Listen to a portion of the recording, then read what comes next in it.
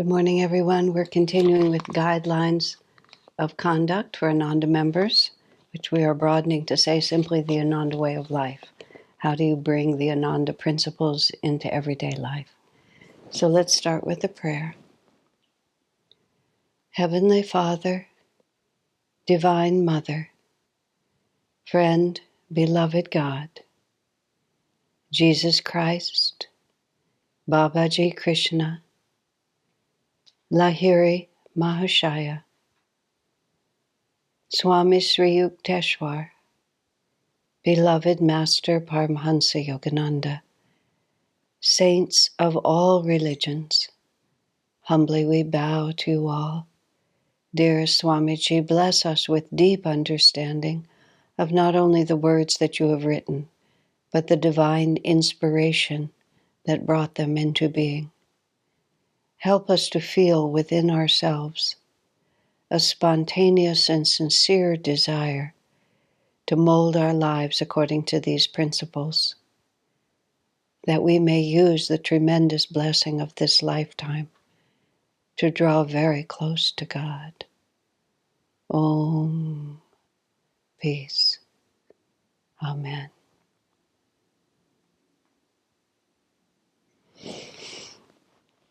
Whenever a child is born, there's so much excitement and enthusiasm, usually, and hope and expectation. We have this sort of automatic idea that something glorious can happen. And even though out of 1,000 only one seeks God, the real potential of human birth, which is why we are so thrilled by the prospect, among other reasons, is because we really can grow closer to God. Every incarnation is an opportunity to understand more deeply the nature of reality, and we can help each other to do that. One of the advantages of community is that we can support each other, we can give each other courage when courage fails, which it does sometimes. We can comfort each other in disappointment, and we can celebrate together. Joys are increased by being shared. And all of these outlines, right now I'm in the spiritual practices section, article number 3, where Swami's just really describing sort of what is the basic skeleton of how a person who's following this path should live. And so we have just a little bit more to describe. It's basically one giant paragraph in which he describes all the different things, practical things that we can do. So now he says, their attendance also at divine services should be regular. Again, you see how he just says you should regularly attend. I've had that word regular is a good one. I've had people come to me sometimes and they talk about they have difficulty with their meditation, which many people do. Meditation is a very, very refined art, and therefore it's not something that you can just snap your fingers and be good at. And then you also have many different periods over a lifetime. So you can have a period of effortless meditation followed by a period of futile effort in meditation. These things just happen as we sort of go through different karmic bubbles. But this one woman came to me and just talked about the difficulty she had. I said, but you do meditate regularly, because I knew that she came to 2 or 3 times a week that I knew where we had group meditation and that she was always in attendance. I said, so you're a regular meditator, because there's a regularity to your meditation practice. It may be less frequently and less deep than you would like it to be, but it's regular. So you can say about yourself, I am a person who regularly meditates. And I was teasing her in a sense, but there was no future in her heavy attitude toward herself. She was beginning to define herself as a failure. And that is, Master said, the most dangerous thing you can do. Swami said you should always just say, never say that I have failed, say that I have not yet succeeded. And so you can say, I aspire to meditate more often than I meditate, but I meditate regularly. I am a person who meditates.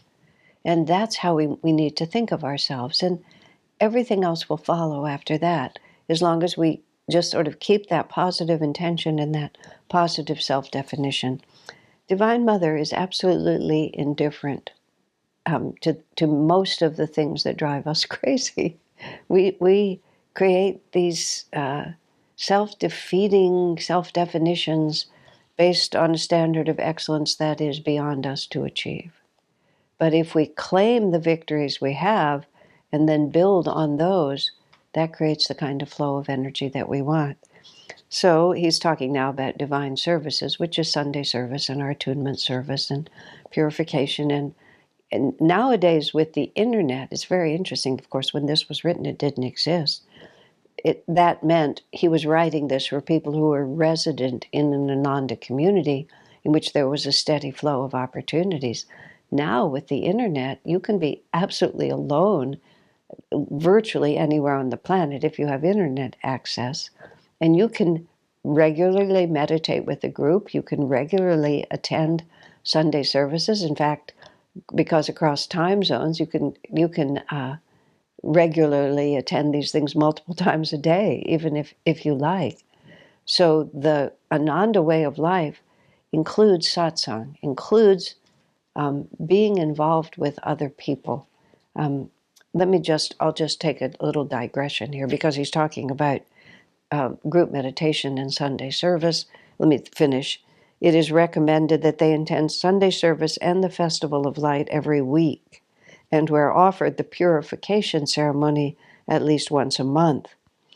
That is when you have the opportunity to go before a light bearer and make a divine offering to God and have the light bearer on behalf of the masters bless you.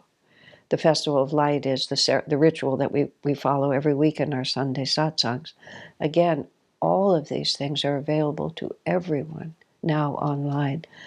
And I have to admit, I was a little skeptical because we've even had Kriya Yoga initiations online. I was a little skeptical, but it's very interesting. The power is actually there. Even though you're sitting by yourself in your own little room with this little computer on, the power is actually there. So it's very much worth going into, especially, or if possible, to attend in real time, meaning that you're having the experience when everyone is having the experience. Recorded time is also very powerful, and once again, surprisingly powerful. But if you have a choice, attend in real time, because all your minds are locked together. I found that out when Swami Kriyananda was giving Sunday services in Los Angeles, which he did for a matter of months or maybe a year. We adjusted our Sunday service, the timing, that we did part of our service and then just put up a big screen and then watch Swamiji do his service. It was perfectly possible to watch it a few hours later. But we all found there was a great difference in just being there, even on the screen, at the moment that Swamiji was actually articulating. So both are possible, and recorded is great. If that's what works for you, take it. And then if you have a choice, also watching it in real time. And best of all is to be in the company of others. And this is something else I was going to say about this. When I used to teach the meditation, the beginning meditation course, which was decades ago, when we were first starting this work here, I did almost all the teaching myself. We were developing our own teaching staff, and also say it actually, I wanted to define the energy and understand the energy. Since I was in a position of decision making, I really needed to feel what was happening. And after a while, I was able to step back a little from that. But we'd give this 4-week meditation course, which was on like a weekday evening. And people would get very enthusiastic about meditating.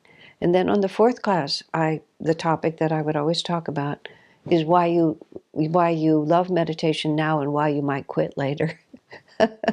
And I articulated what I had come to observe was the reasons why people would stop meditating. I won't say all of them, but one of them was just because it's interesting. One of the reasons people stop meditating is because it begins to work, which sounds very paradoxical and doesn't make sense, but it's the truth. Meditation changes our consciousness. It really turns us into someone else. Meditation, especially meditation for self-realization with the techniques that Master brought us and the blessings of the Masters. And there's a lot of conditions in there, but all of that creates a powerful flow of grace in our lives. And it's that flow of divine grace that really is the energy that transforms us. If we're just, and I'll use this word appropriately, if we're just being mindful, it does give us some awareness that we didn't have before of what our mental processes are. But just being mindful keeps us in the loop of our own egoic self. And it might polish that self and give us a beginning awareness of a reality beyond that. But there has to be a conscious connection to a divine power for real transformation to take place, to live the promise of the spiritual path, which is why in all these spiritual practices, as I've talked about now for a couple of days, the attunement to the Guru, the actual following of these practices, if we want real results, we have to concentrate. We have to go deep. So one of the reasons people stop meditating is it starts working. And we find ourselves beginning to change. Habits that we followed for a very long time are not so attractive to us anymore. People in our lives that we've been perhaps hanging out with for a long time, suddenly we don't vibe with them in the way we used to vibe. All of this, we begin to realize certain qualities within ourselves, either positive qualities that are demanding expression or negative qualities that it scares us to have to acknowledge. All of these things begin to happen because we're expanding our awareness. And as we expand our awareness, I mean, as you reach the top of a mountain, you see the higher mountain range in front of you, but you can also look down into the canyons. So we see the greater potential of ourselves when we also realize what the journey is going to be. And we panic and we quit. And it's very, very common to do that. And the mind always has a great rationalization for it, but it's always the fear of change. Change is the only certainty in life, and change requires more energy than just continuing as we are. And change may force us to confront realities that we don't want to confront. So we have to have courage. The first characteristic of being a devotee is courage. In Swami's characteristics of the devotee. You just have to have the courage to do it, to face a new world and face a new self and all that that's going to bring into our lives. So that's the primary reason. As I say, the paradox of it begins to work.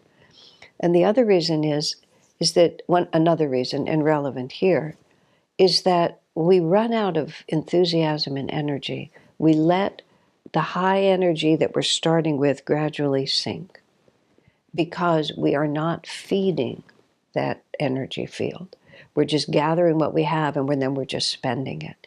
This happens not a lot, fortunately, but happens too often when people get Kriya initiation. They have in their minds that I'm going to get Kriya, like I'm going to get a new car or a new dress or a new hairdo or a new house. I'm going to get it, and then I will have it, and then it will be mine. And they don't understand that even though it is a specific technique that we learn, that it is a doorway to a flow of energy. And you can't just own the doorway. You have to open the doorway and allow that energy to come through. And that is a dynamic process because as the meditation begins to work, and I'm not just talking about Kriya, I'm talking about everything that we've talked about so far. As it begins to work, we enter into territory that we've never been in before. And so we don't have we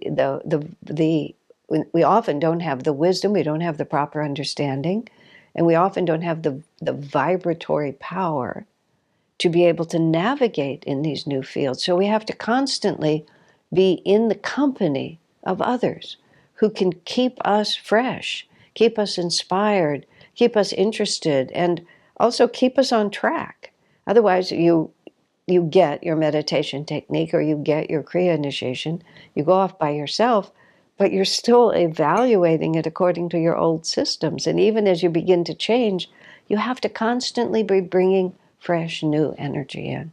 So that's why Swami says you need to go to group meditations, you need to attend divine services, you need to go to Sunday service, you need to be in the Festival of Light, you need to take the purification ceremony. And it's not like, oh, these are the rules, you can't be part of Ananda unless you do these things. Swamiji says, whenever a religious institution starts telling you what you need to get into heaven and what you need to do to avoid going to hell, he said the human mind naturally thinks, what's the minimum I can do to get into heaven and the minimum I can do not to go to hell? And it becomes a Vaishya relationship. And Vaishya means it becomes a merchant mentality, meaning, well, you're asking me for $5,000 for that, but I'll give you $3,000. That's what I think it's worth. And it's just like, how much can I get for how little I can give? And that's just one of the many ways that the human mind works. And then, of course, just to be amusing, institutional religions then have to start defining. I mean, I think I've been there, done that.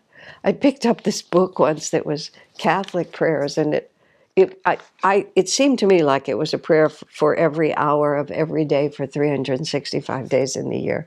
I didn't look at it carefully. I doubt if it was that exact. And I'm going to mention one of my dear friends, and she'll laugh when she hears this. I looked at this exact book where all the details had been worked out by the Catholics. I said, oh, Shivani wrote this in some previous incarnation because she really likes to bring things to a clear focus, and she's superb at doing it. And I can just see somebody asked, what is really required. So in an effort to be helpful, we start defining, and I think I was sitting there with her. She probably initiated it and I edited it. There it is. It's all exactly there. But it's not, still doesn't tell you anything. You're still thinking Vaishya. Now, you can still use that prayer book. And that particular prayer book, and I'm joking when I say we wrote it, but maybe we did. If you do it because you love it and you want to, you're not doing it because I need to meet the minimum standard. We're doing it because I want to do it, because I want to stay fresh and vibrant and alive and attuned. When we would have to tell people, these are the things that you need to do before you can take Kriya, before you can have the Kriya initiation. Almost everything at Ananda, the doors are wide open, but there's a few places where you have to prepare yourself properly. It's not that we're trying to keep you from having this experience, but the experience won't work for you unless you're properly prepared. You don't invite a 12-year-old into a graduate university seminar, unless it's a very unusual 12-year-old, because they can't benefit from it, because they don't have the context in order to participate. Well, Kriya is like that. But instead of people saying the same question, what do I have to do to get Kriya? And I would say, well, you need to study the art and science of Raja Yoga. And it's not that you have to do it. It's that if you really want to be part of the spiritual path, you should want to do it. And what you need to work on is wanting to do it, not having to do it, getting it out of the way so that you can go on to the next step. You should want to do this. And so what we need to cultivate is the devotion, the feeling in our heart, the understanding of the way the spiritual path works that says, I want to go to Sunday service every week. I want to hear the festival. I want to focus in on the essence of this teaching. I want to be in the company of these great souls. I want to have a purification ceremony and offer my limitations on the altar to the masters and be blessed with the promise of the master. I want to sit with my Guru Bhais and together celebrate our devotion to God. And it's true that not every day is a great day. But when we deeply understand the power and potential of these opportunities for satsang, to be in the company of truth and of other truth seekers, then it's like, oh, this is wonderful. Today I get to renew my spiritual ardor. And if instead we think, oh, I can do this myself, that very thought already limits what our potential is. And so, as I was saying, back to my Meditation 1 class, you're coming every week now. Many of you are starting to attend other events and so on. I said, you're so full of energy that don't begin to think that you can sustain that on your own. You have to constantly feed that inspiration. I've been following this path for 50 years, more than that. And I keep learning. I keep learning. I mean, and I learn from Master, and I learn from my friends. I learn from other people's classes and sermons. I learn from hearing a song of Swami's that I've heard hundreds, conceivably even thousands of times. And all of a sudden, because I'm different, I receive something different from it than I've received before. And it just keeps renewing itself. I consider myself profoundly blessed because I've spent so much of my life introducing people to the spiritual path. So I always get to see it fresh. I always get to see what a miracle it is. I'm always reminded of that line in the sand from before and after. In my own life, I was so desperate that I never forget. No matter how tough the day might be, no matter how tough the lesson Divine Mother is teaching me, I'm so grateful that I know that it's Divine Mother teaching me. And that's what happens to us if we stay in the flow. Otherwise, I've seen it. People just begin to take it for granted and no longer realize that it's a miracle. They start thinking about what they're not getting instead of what they are getting. And then they begin to feel uninspired, and then it's a cascading series of events. And nobody really, you can't really separate yourself from God. You can just take longer to realize Him. And what we get to do is, one pop psychologist put it, what I loved his phrasing. He said, when you fight to hold on to your limitations, the reward is you get to keep them. We have to ask ourselves, really, do I want to fight for my ignorance? Am I at this point the apex of wisdom? Is this the happiest I can ever imagine being? Am I as free as a human being can be? And if the answer is no, then take very seriously what Swami is suggesting here. So he says, I think I read that, at least once a week, every member also should try to take 1 or more weeks of seclusion every year, during which time he devotes himself intensely to meditation, silence, and practicing the presence of God. Now that's a wonderful practice. I mean, I have to start thinking now about this year. I haven't had much of a seclusion at all this year because the year's been so odd.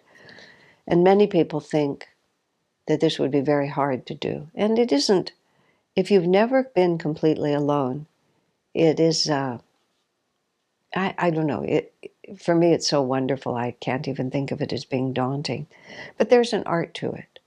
And rather than just, if you're hearing this for the first time, rather than just locking yourself in a bare room for a week or two, consult with someone who's had more experience with seclusion.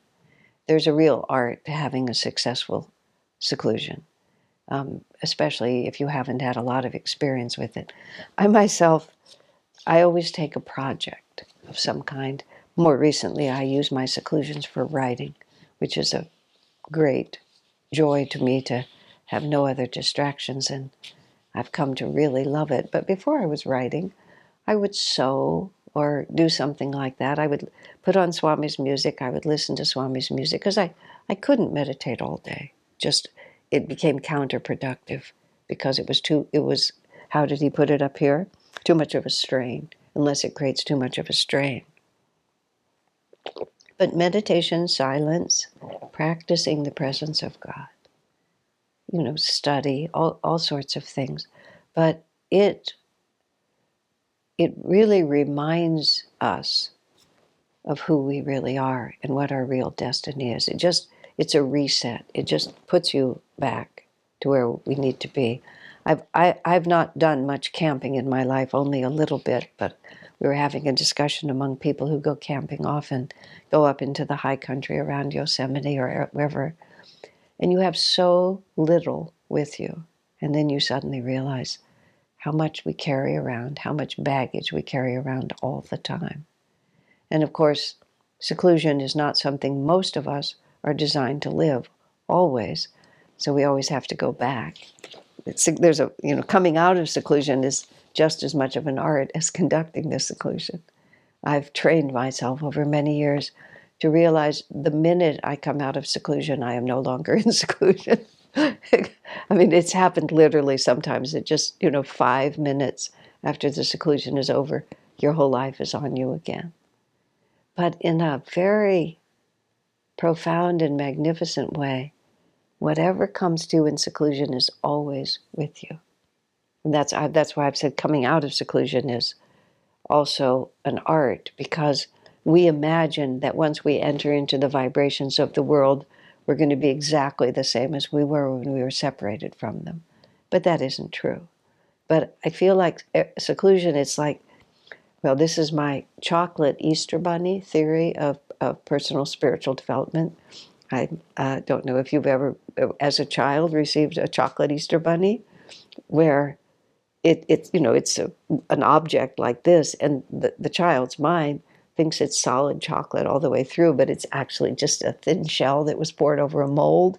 So when you break into it, it's mostly air on the inside, but it looks like it would be solid. This is my gospel according to Asha theory about how our spiritual development comes. We look in the mirror every day and we appear to be the same person. We conduct our lives, we go to our work, we have our families, we have our little petty enthusiasms, the things that we like to do, all of that. And we may think that nothing is changing, but we're being hollowed out from the inside. All of those limitations and karmas and fears and things, they're just being dissolved by the divine light.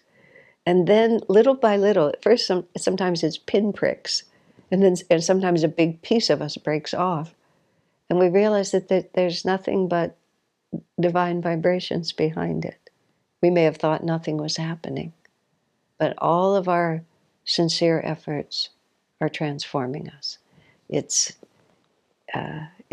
Swami put it this way. He said, if you're going to judge yourself as a devotee, he said, which I do not recommend, he put in, he said, we are a force of energy that is constantly changing. By the time you can define yourself, by definition, you're already past it. Because who you were yesterday morning, there's been 24 hours of life experience since then.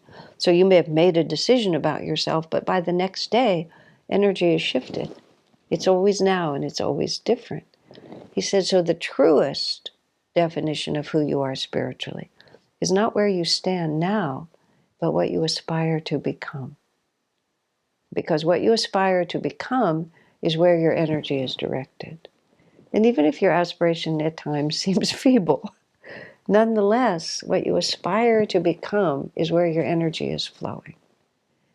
And that's what happens. You go into seclusion, we have these deep experiences, or even if it's not like world-changing, there's just a quietness and a simplicity that comes into us just from separating ourselves from our ordinary experience. And that begins to hollow us out from the inside. It begins to remold who we really are until it gradually begins to break through. And this is the wonder of the spiritual path, is countless ways to say it. Swami also says, his last words here in this section, in addition, he should try every week to set aside one day for deeper absorption in God, keeping silence if possible, and meditating longer hours than normal. So this is, Swamiji's, here's the definition of what spiritual practices constitute the Ananda way of life. Praying every day to God and gurus, participating in Ananda activities as much as you're able to, setting aside time every week if you can. Not everyone's life supports it, but in as much as you can, and once a year, a longer period of time. And all of this is the foundation. These are the foundation stones upon which everything about Ananda life, upon which everything else rests. God bless you, my friends.